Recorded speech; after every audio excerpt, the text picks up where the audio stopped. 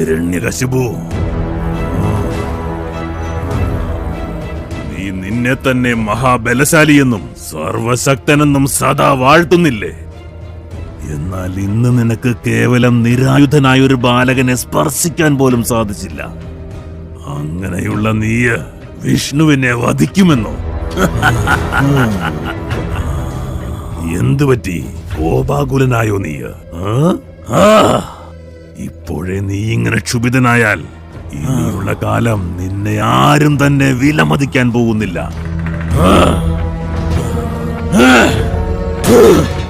ബലഹീനനാണെന്ന് സമ്മതിക്കുക. ഹിരണ്യകശിപു ബലഹീനനാണ്. നീ ഒരു ഭീരുവാണ്. കേവലം ഒരു ഭീരു തന്നെയാണ് നീ.